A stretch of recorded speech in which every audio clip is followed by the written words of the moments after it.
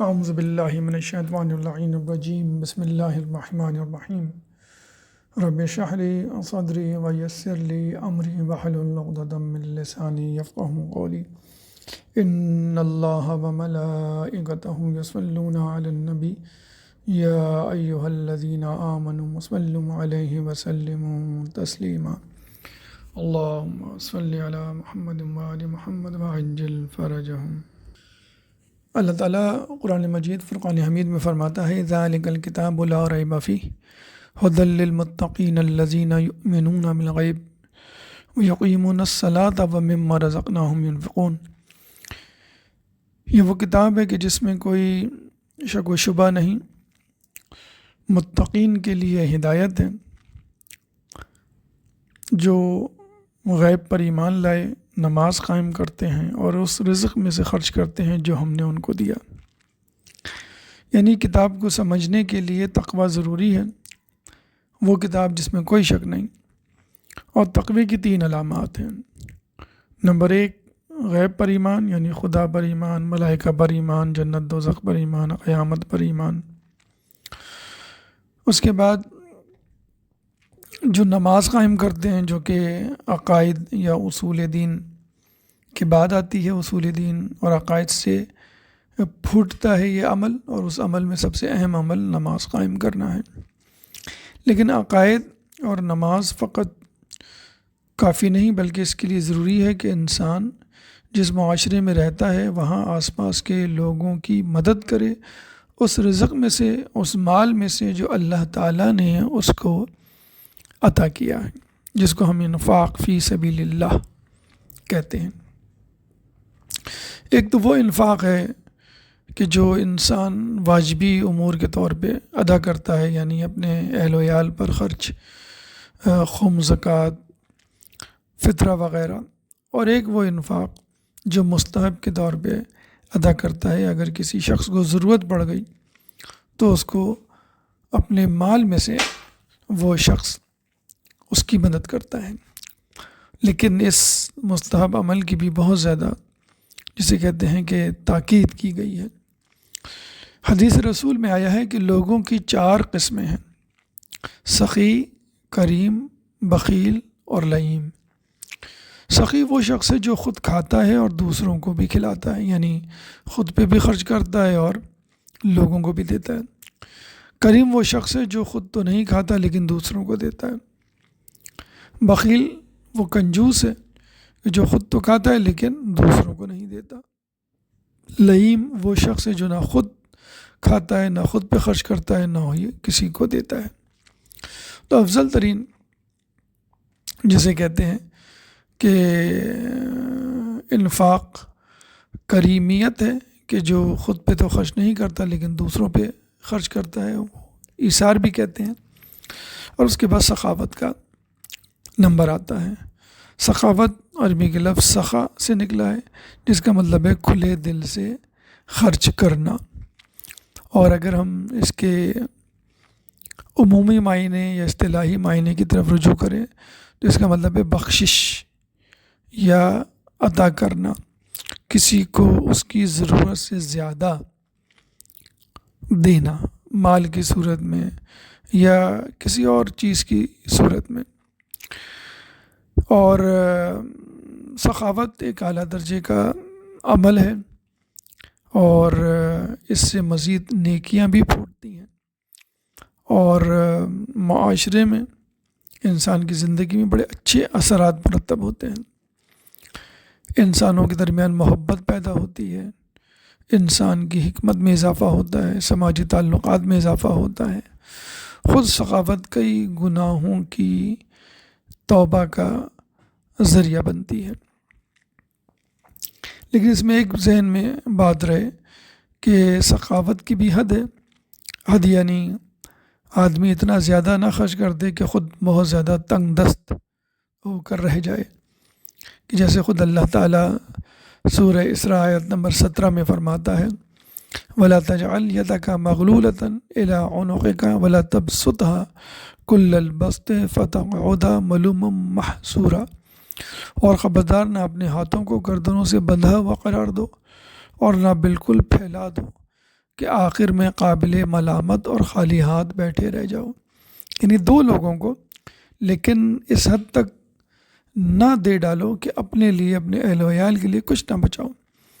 کہتے ہیں کہ ایک دفعہ رسول اکرم صلی اللہ علیہ وآلہ وسلم نے اپنا سب کچھ راہ خدا میں خرچ کر دیا، یہاں تک کہ قمیض بھی اتار کر دے دی، اور بغیر قمیض کے اسی جگہ چٹائی پر بیٹھ گئے. بلال حبشی جب آپ کے پاس آئے نماز کے وقت اور رسول اللہ کو نماز کے لیے کہا کہ نماز کے لیے تشریف لائیے، تو اس وقت یہ نازل ہوئی آیت اور رسول اللہ کے لیے بہشت سے لباس لایا گیا.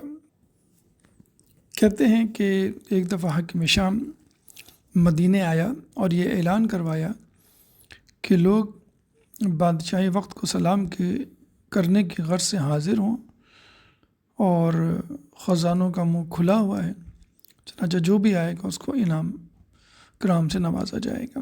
لوگ آنے لگے اور دولت تقسیم ہونے لگی، یہاں تک کہ امام حسن علیہ السلام کو بھی مجبور کیا گیا آپ بھی دربار میں تشریف لائیں.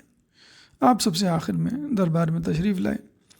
حاکم شام نے جب یہ دیکھا تو کہا طنز کرتے ہوئے کہ آپ آخر میں اس لیے آئے کہ آپ انتظار میں تھے کہ میرا خزانہ خالی ہو جائے، اب مجھے شرمندگی کا منہ دیکھنا پڑے، تو میں یہ حکم دیتا ہوں کہ صبح سے لے کے شام تک، یعنی اب تک جتنا مال مدینے کے لوگوں میں خرچ ہوا ہے اتنا ہی مال امام حسن کو دیا جائے. یعنی وہ جتلانا چاہ رہا تھا کہ میں مدینے کے عام لوگوں کے ساتھ ساتھ اہل بیت کے خانوادے کے سب سے بڑے رئیس پر بھی سخاوت کر سکتا ہوں. چنانچہ جواہرات اکٹھا ہونے لگے، خزانے کا منہ کھول دیا گیا. امام حسن علیہ السلام یہ سب منظر دیکھ رہے تھے. جب سب مال اکٹھا ہو گیا تو حاکم شام نے بڑے غرور سے کہا، لیجئے یہ مال آپ کے لیے ہے. آپ نے وہ مال قبول فرما لیا اور پھر چلنے کا ارادہ کیا. حاکم شام کے خادم نے دروازے پر آپ کی جوتیاں سیدھی کر دی عزت و احترام میں. آپ نے اس سارے مال کی طرف جو کہ ابھی حاکم شام نے آپ کو دیا تھا اشارہ کر کے فرمایا کہ تو نے میری خدمت کی ہے اور ہم اہل بیت کسی کا احسان نہیں رکھتے، لہٰذا یہ کل مال تیری خدمت کا صلہ ہے. اب آپ دیکھیے کہ حاکم شام نے جو مال دیا تھا فرزند رسول سمجھ کر امام حسن کو، اور بڑے غرور سے دیا تھا، وہ تمام مال امام حسن نے حاکم شام کے غلام کو عطا کر دیا. چنانچہ بتلانا چاہ رہے تھے کہ تو فرزند رسول کو دیکھ کر اتنا زیادہ مال دے رہا ہے، ارے ہم اتنا مال تو اپنے ایک عام غلام کو دے دیا کرتے ہیں. یہاں پر ہم مولا سے درخواست کریں گے کہ مولا کہ آپ غیروں کو اس دنیا میں اتنا نواز سکتے ہیں تو اپنے غلاموں کو، چاہنے والوں کو آخرت میں کتنا نوازیں گے. پھر یہ بھی ایک پیغام دیا امام نے کہ ہمارے یہاں خدمت کرنے والوں کی قدر ہے، اپنے سامنے مقابلے پہ آنے والوں کی کوئی قدر نہیں. اور یہ بھی واضح کر دیا کہ حکومت اور امامت کی نگاہ میں حکومت اور اس کے مال و اسباب کی کیا حیثیت ہے، کہ اگر دنیا ہمارے سامنے قدموں میں آ جائے تو ہم اپنی جوتیوں میں رکھ کر اس کو خرچ کر دیا کرتے ہیں. کہتے ہیں کہ ایک زمانے میں حاکم شام کے علاقے سے ایک شامی مدینے آیا جس کے دل میں دشمنان اہل بیت کی پروپیگنڈے کی وجہ سے اہل بیت کے لیے بغض و کینہ تھا. مدینے میں جب اس کی ملاقات امام حسن علیہ السلام سے ہوتی ہے تو وہ امام حسن علیہ السلام کو دیکھتے ہی دشنام اور برا بھلا کہنا شروع کر دیتا ہے. چنانچہ امام حسن علیہ السلام کو دیکھتے ہی جب اس نے برا بھلا کہا تو امام حسن علیہ السلام نے خلاف توقع بہت ہی نرمی سے اس کا جواب دیا، بلکہ اس سے پوچھا اگر تم مسافر ہو اور تمہارے پاس رہائش کے لیے کچھ انتظام نہیں تو میں کر دیتا ہوں، میرے پاس رہو۔ اگر بھوکے ہو تو میرا گھر حاضر ہے، آج کی رات میرے ہاں مہمان رہو۔ اگر لباس کی ضرورت ہے تو لباس بھی دے دیتا ہوں، اگر سواری چاہیے تو میری سواری حاضر ہے، اور درم و دینار کی ضرورت ہے تو وہ بھی حاضر خدمت ہے۔ وہ شخص یہ سن کر حیران رہ گیا کہ کہاں میں کہ اس شخص کو برا بھلا کہہ رہا ہوں، کہاں اس شخص کی صبر و تحمل کی انتہا کہ یہ مجھے الٹا مہمان رکھنے کے لیے تیار ہیں۔ وہ شخص انتہائی شرمندہ ہوا بلکہ رونے لگا، اور پھر اس نے عرض کیا میں گواہی دیتا ہوں کہ آپ زمین پر خدا کے خلیفہ ہیں، خدا بہتر جانتا ہے کہ وہ اپنی رسالت کو کہاں قرار دے۔ آپ اور آپ کے والد میرے نزدیک مدینے میں آنے سے پہلے مبغوث ترین شخص تھے، لیکن اب آپ میرے نزدیک سب سے زیادہ محبوب ہیں۔ کہتے ہیں کہ ایک دفعہ سفر میں امام حسن علیہ السلام اپنے بھائی امام حسین اور عبداللہ بن جعفر طیار کے ساتھ حج کی غرض سے مدینے سے روانہ ہوئے۔ راستے میں ایک ایسا اتفاق ہوا کہ تینوں بزرگوار اپنے قافلے سے جدا ہو گئے، اور ان کا تمام سامان بھی ان سے جدا ہو گیا کیونکہ وہ قافلے والوں کے ساتھ تھا۔ کچھ وقت تو یہ بغیر سامان اور بھوک پیاس کے چلتے رہے، لیکن جب بھوک پیاس نے بہت ستایا تو کسی خیمے کی کسی شخص کی آبادی کی تلاش کرنے لگے۔ کہتے ہیں کہ دور ایک خیمہ نظر آیا، تینوں حضرات اس خیمے کے پاس تشریف لے گئے۔ پتہ چلا کہ وہاں پہ ایک عورت بیٹھی ہوئی تھی۔ اس نے سلام کیا، عورت نے جواب دیا، ان لوگوں نے سلام کیا، عورت نے جواب دیا۔ ان شہزادوں نے عورت سے کہا کہ ہم پیاسے ہیں، کیا ہمیں پینے کے لیے کچھ مل جائے گا؟ عورت نے کہا کہ میرے پاس ایک بھیڑ موجود ہے، آپ چاہیں تو اس کا دودھ پی لیں۔ تینوں شہزادوں نے بھیڑ کا دودھ پیا، اور پھر اس کے بعد چونکہ بھوک نے ستایا ہوا تھا، کہا کہ آپ ہمیں کھانا کھلا سکتی ہیں؟ عورت نے کہا کہ بس یہی بھیڑ موجود ہے، اگر آپ چاہیں تو اسے ذبح کر لیں، میں آپ کی خدمت میں پکا کر پیش کر دوں گی۔ چنانچہ آپ تینوں اصحاب نے اس کو ذبح کیا، عورت نے گوشت پکا کر شہزادوں کی خدمت میں پیش کیا، تینوں نے سیر ہو کر گوشت کھایا۔ کہتے ہیں کہ جب سورج کی تپش کم ہوئی اور کچھ تھکن کے آثار کم ہوئے تو ان تینوں نے رخت سفر باندھا اور اس عورت سے کہا کہ ہم جا رہے ہیں، ہمارا تعلق قریش سے ہے، اگر تم کبھی مدینے آؤ تو ہمارے پاس ضرور آنا، ہم اس مہمان نوازی کی قدردانی کریں گے۔ یہ کہہ کر تینوں شہزادے روانہ ہو گئے۔ کچھ دیر بعد اس عورت کا شوہر آیا تو اس نے تمام حال کہہ سنایا۔ اس شوہر نے اپنی بیوی پر بہت زیادہ ناراضگی کا اظہار کیا اور کہا کہ تم نے بہت غلط کام کیا ہے، گھر کی ساری پونجی اپنے ہاتھ سے تباہ کر دی، اور صرف قریش کا نام سن کر خوش ہو گئی۔ بہرحال چند دنوں کے بعد اعرابی اپنی بیوی کو لے کر مدینے آیا اور یہاں کوئی چھوٹا موٹا کام شروع کیا۔ ایک دن وہی عورت امام حسن مجتبیٰ علیہ السلام کی گلی سے گزر رہی تھی۔ امام نے اس عورت کو دیکھ لیا اور غلام کو حکم دیا کہ اس عورت کو بلا کر میرے پاس لاؤ۔ جب عورت آئی تو آپ نے فرمایا ہم نے تمہیں پہچان لیا ہے۔ عورت نے کہا کہ میں آپ کو نہیں پہچان پائی۔ آپ نے فرمایا میں تیرا مہمان ہوں جو ایک دن اپنے دو بھائیوں کے ہمراہ صحرا میں تیرے پاس آیا تھا۔ عورت نے کہا جی ہاں اب میں آپ کو پہچان گئی۔ آپ نے غلام کو حکم دیا کہ بازار سے 1000 بھیڑ خرید کر اس عورت کے حوالے کر دو۔ آپ نے اس عورت کو 1000 درہم نقد بھی الگ سے عطا فرمائے۔ پھر اپنے غلام سے فرمایا تم اس عورت کو میرے بھائی حسین اور عبداللہ کے پاس بھی لے کر جاؤ۔ غلام اس عورت کو لے کر امام حسین علیہ السلام کے پاس لے گیا۔ امام حسین نے اس عورت کے لیے 1000 بھیڑیں خریدنے کا حکم دیا اور پھر الگ سے 1000 درہم بھی نقد عطا فرمائے۔ پھر غلام اس عورت کو لے کر عبداللہ بن جعفر طیار کے پاس لے کر گیا۔ عبداللہ بن جعفر طیار نے اس عورت کے لیے 2000 بھیڑیں خریدنے کا حکم دیا اور 2000 درہم نقد عطا فرمائے۔ چنانچہ وہ عورت اور اس کا شوہر مدینے سے 4000 بھیڑیں اور 4000 درہم لے کر اپنے وطن واپس ہوئے۔ یہ ہے احسان کا بدلہ، احسان حل جزاء الاحسان الا الاحسان، سخاوت کا بدلہ سخاوت کی صورت میں اس سے کہیں زیادہ اس عورت کو ملا جو فقط ایک بھیڑ کی قیمت تھی۔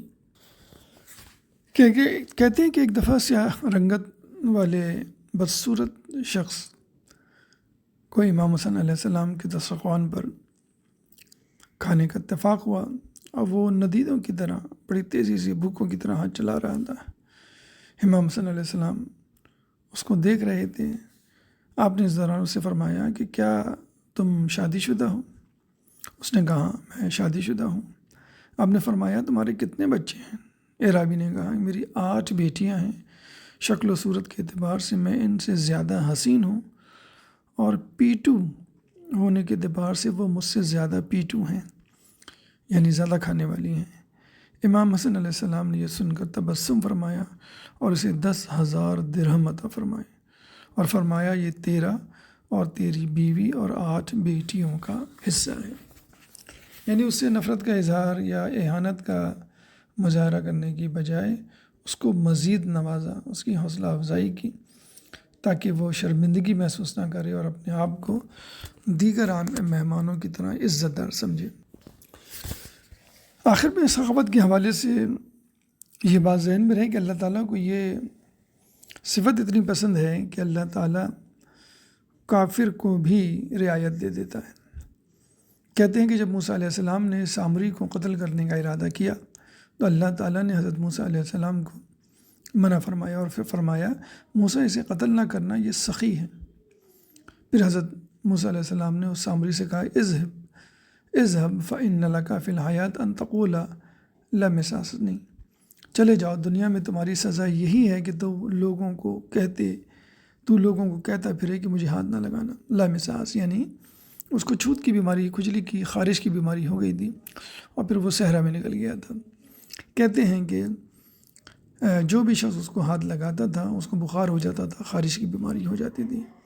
آج بھی سامری کی کچھ اولاد مصر اور شام میں موجود ہیں جو لا مساس کہلاتے ہیں، یعنی اگر ان کو کوئی چھو لے تو انہیں بخار اور خارش اور الرجی اپنی لپیٹ میں لے لیتی ہے۔ اسی طرح کی ایک اور روایت ہمیں امام جعفر صادق علیہ السلام سے ملتی ہے کہ یمن سے چند افراد جناب رسول خدا صلی اللہ علیہ وآلہ وسلم کے پاس آئے، اور ان میں سے ایک شخص بڑا منہ پھٹ تھا۔ وہ رسول اللہ سے لا یعنی بحث کرنے لگا، اور اس کی گستاخی اتنی بڑی کہ رسول اللہ کو غصہ آ گیا۔ ناراضگی کے آثار آپ کی پیشانی پر ظاہر ہونے لگے، اور آپ کا چہرہ مبارک سرخ ہو گیا۔ آپ نے سر جھکا کر زمین کی جانب دیکھنا شروع کیا۔ اسی اثنا میں جبرائیل علیہ السلام نازل ہوئے اور عرض کیا یا رسول اللہ، آپ کا پروردگار آپ کو سلام کہتا ہے اور فرماتا ہے ھذا رجل سخی یطعم الطعام، یہ سخی شخص ہے اور یہ لوگوں کو کھانا کھلاتا ہے۔ یہ پیغام سنتے ہی رسول اللہ کا غصہ ختم ہو گیا، اور آپ نے فرمایا اگر تیرے متعلق مجھے اللہ یہ نہ بتاتا کہ تو سخی ہے اور لوگوں کو کھانا کھلاتا ہے تو میں تجھے نشان عبرت بنا دیتا۔ یہ سن کر اس نے کہا کیا تمہارا پروردگار سخاوت کو پسند کرتا ہے؟ آپ نے فرمایا جی ہاں۔